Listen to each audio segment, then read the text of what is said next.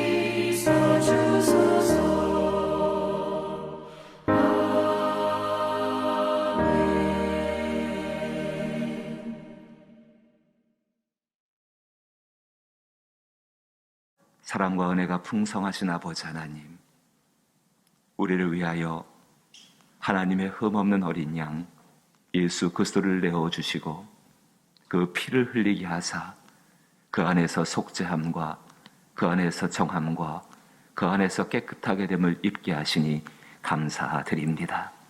그 피를 의지하여 하나님께 예배하오니 우리의 예배를 받아 주옵시고, 그 피를 의지하여 하나님께 기도하오니 우리의 기도를 받아 주옵시고, 그 피를 의지하여서 어린 양 예수의 보혈을 의지하여 주의 말씀을 묵상하오니 우리의 묵상을 받아 주시옵소서. 주의 한없는 은혜가 우리 가운데 그 놀라운 보혈의 능력으로 우리의 삶을 이끄시옵고 이 험한 시대 가운데에 그 능력의 보혈 안에서 보호함을 받게 하여 주옵소서. 예수님 이름으로 기도하옵나이다. 아멘. 오늘 우리 함께 대하실 말씀은 창세기 출애굽기 말씀입니다. 미안합니다. 출애굽기 12장 21절로부터 30절 말씀입니다. 출애굽기 12장 21절로부터 구약성경 99면에 출애굽기 12장 21절로부터 30절 말씀입니다. 출애굽기 12장 21절로부터 30절 말씀, 우리 한 절씩 말씀을 번갈아서 우리 천천히 같이 읽어보죠. 21절부터 읽어봅니다. 모세가 이스라엘 모든 장로를 불러서 그들에게 이르되 너희는 나가서 너희의 가족대로 어린 양을 택하여 유월절 양으로 잡고 우슬초 묶음을 가져다가 그릇에 담은 피에 적셔서 그 피를 문 임방과 좌우 설주에 뿌리고 아침까지 한 사람도 자기 집 문 밖에 나가지 말라. 여호와께서 이스라엘 사람들에게 재앙을 내리려고 지나가실 때에 문 임방과 좌우 물선주의 피를 보시면 여호와께서 그 문을 넘으시고 멸하는 자에게 너희 집에 들어가서 너희를 치지 못하게 하실 것임이니라. 너희는 이 일을 규례로 삼아 너희와 너희 자손이 영원히 지킬 것이니 너희는 여호와께서 허락하신 대로 너희에게 주시는 이 땅에 이를 때에 이 예식을 지킬 것이라. 이후에 너희 자녀가 묻기를 이 예식이 무슨 뜻이냐 하거든 너희는 이르기를 이는 여호와의 유월절 제사라. 여호와께서 애굽 사람에게 재앙을 내리실 때에 애굽에 있는 이스라엘 자손의 집을 넘으사 우리의 집을 구원하셨느니라 하라 하매 백성이 머리 숙여 경배하니라. 이스라엘 자손이 물러가서 그대로 행하되 여호와께서 모세와 아론에게 명하신 대로 행하니라. 밤중에 여호와께서 애굽 땅에서 모든 처음 난 것 곧 왕위에 앉은 바로의 장자로부터 옥에 갇힌 사람의 장자까지와 가축의 처음 난 것을 다 치심에 그 밤에 바로와 그 모든 신하와 모든 애굽 사람이 일어나고 애굽에 큰 부르짖음이 있었으니 이는 그 나라에 죽임을 당하지 아니한 집이 하나도 없음이었더라. 아멘. 예수님은 죄인들을 위한 속죄의 제물이십니다. 성경은 그 속죄의 제물인 예수님을 흠 없는 어린 양이다라고 표현을 하고 있습니다. 어린 양이 흘린 피로 말미암아 하나님의 공의가 그 땅 가운데 이루어지게 된 것입니다. 출애굽 시대 가운데에 출애굽기서에 나오는 출애굽 시대 가운데에 하나님의 공의는 출애굽의 역사를 이루고 잃어버린 하나님의 자녀들을 되찾으시는 것이 하나님의 공의입니다. 그 공의 앞에서 사람의 고집이 하나님의 공의를 막을 수는 없습니다. 애굽에는 애굽 전체를 뒤흔드는 9번의 심각한 대재앙이 있었습니다. 그 심각한 대재앙에도 불구하고 이스라엘 백성들을 자신의 영원한 노예로 삼으려는 바로의 고집은 흔들리지를 않았습니다. 그것은 마치 죄와 세상이 하나님의 백성들을 자기의 영원한 노예로 삼으려는 것과 같은 모습입니다. 결국 애굽 땅에서 처음 난 것들, 그 처음 난 것들을 하나님께서 보내시는 멸하는 사자에 의해서 죽임을 당하게 되는 처음이자 그리고 최악의 재앙을 이 애굽 땅은 맞이하게 됩니다. 우리는 기억해야 합니다. 하나님의 공의는 예외가 없습니다.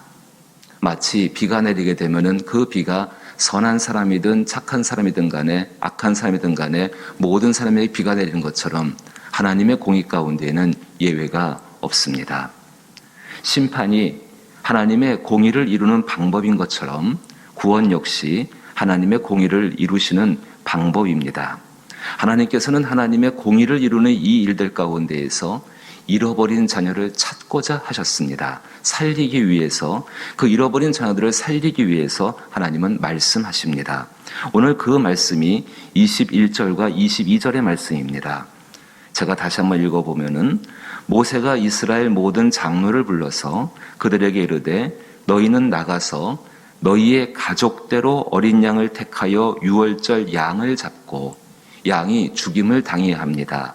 가족대로 한다면 가족의 숫자들, 한 가족에 먹을 만큼의 한 마리 양, 한 집이 한 마리 양을 잡게 되면은 가만히 한번 생각을 해보시면은 이 고센 땅, 이 이스라엘 사람들이 살고 있는 애굽에서의 고센 땅은 이 양들의 피로 말미암아 넘쳐났을 수밖에 없는 상황이 될 것입니다.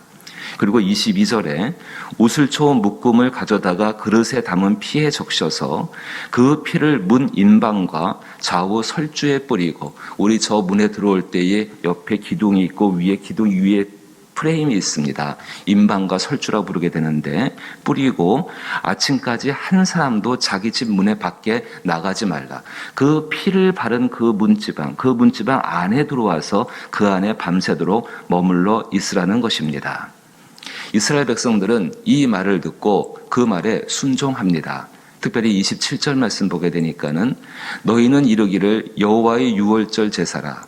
여호와께서 애굽 사람에게 재앙을 내리실 때에 애굽에 있는 이스라엘 자손의 집을 넘으사 우리의 집을 구원하셨느니라 하라 하매, 자 보십시오.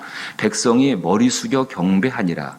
이스라엘 자손이 물러가서 그대로 행하되 여호와께서 모세와 아론에게 명령하신 대로 행하였다라고 나오고 있습니다. 하나님의 공의가 이루어질 때에 하나님의 말씀이 임하게 됩니다. 그 말씀이 임하게 되어지고 그 말씀에 대해서 이스라엘 백성들은 그 말씀을 듣고 경배하며 순종했다고 나오고 있습니다. 하나님의 공의의 실현은 하나님의 말씀이 이루어지는 것입니다. 하나님의 공의의 실현은 하나님의 말씀이 이루어지는 것입니다. 분명히 이날 밤은 특별한 밤이었을 것입니다. 이때 하나님이 어떻게 행하셨는가를 한번 말씀을 통해서 기억하셨으면 참 좋겠습니다. 그것이 지금도 우리에게 행하시는 똑같은 모습이기 때문에 그러합니다. 23절의 말씀을 다시 한번 보십시오. 자, 23절의 말씀을 우리 성경을 통해 다시 한번 읽어보십시다. 23절입니다. 여호와께서 애굽 사람에게 재앙을 내리려고 지나가실 때에 문 인방과 좌우 설주의 피를 보시면 여호와께서 그 문을 넘으시고 멸하는 자에게 너희 집에 들어가서 너희를 치지 못하게 하게 하실 것임이니라. 어떤 모습입니까?